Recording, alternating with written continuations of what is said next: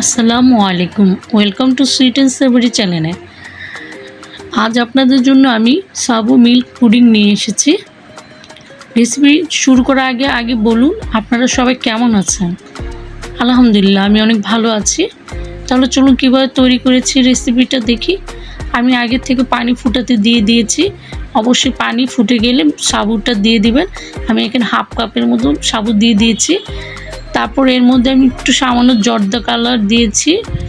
একটু ফুটে উঠলে চেক করে নেব যে সাবুটা একটু সিদ্ধ হয়েছে কিনা। না, আমার সাবুটা পুরোপুরি সিদ্ধ হয়নি। যখন দেখবেন এরকম স্বচ্ছ কালার হয়ে গেছে সাবুটা, তখন নামিয়ে একটু ঠান্ডা পানিতে ধুয়ে নেবেন, তাহলে ঝরঝরা থাকবে। তারপর অন্য একটা প্যানে আমি 2 কাপ দুধ দিয়ে দিয়েছি এবং 3 চামচের মতো চিনি দিয়েছি এবং 1 চামচ আগার পাউডার দিয়েছি। দিয়ে ভালোভাবে মিক্সড করে চুলাটা অন করে দিলাম।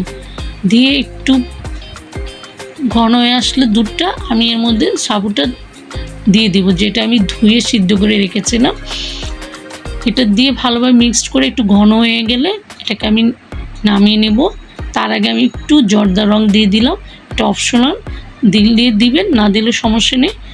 একটু কালারের জন্য আমি দিয়েছি, আপনাদের ফুড কালার থাকলে ফুড কালার দিতে পারেন। তারপরে এটা ঘন হওয়ার পর আমি এটাকে নামিয়ে বাটিতে ঢেলে দিলাম। এটাকে আমি 5 মিনিটের জন্য ফ্রিজে রেখেছিলাম। দেখুন কত সুন্দর সেট হয়ে গেছে। এটাকে আমি একটা প্লেটে ঢেলে নেব। দেখুন ঢেলে নিয়েছি, কত সুন্দর হয়েছে। বাসায় অবশ্যই একবার হলে বানিয়ে খাবেন এবং বাচ্চাদের বানিয়ে খাবেন এবং মেহমানদের সামনে ডেজার্ট হিসেবে দিতেও পারেন। মেহমানরা অনেক খুশি হয়ে যাবে। আমার এই ভিডিওটা ইউটিউব থেকে দেখে থাকলে অবশ্যই লাইক, শেয়ার, কমেন্ট, সাবস্ক্রাইব করবে। আর এই ভিডিও ডিসক্রিপশন বক্সে আমার ফেসবুক লিঙ্কটা দেওয়া থাকবে। অবশ্যই লাইক, শেয়ার, কমেন্টস, ফলো দিয়ে রাখবে। আমি একটু কেটে আপনাদের দেখাচ্ছি কতটা ভিতরে সুন্দর হয়েছে। বাসায় অবশ্যই বানিয়ে খাবেন আর আমাকে কমেন্টস করে জানাবেন কেমন হয়েছে। আজ এই পর্যন্ত, সবাই ভালো থাকেন, সুস্থ থাকেন। আল্লাহ হাফেজ।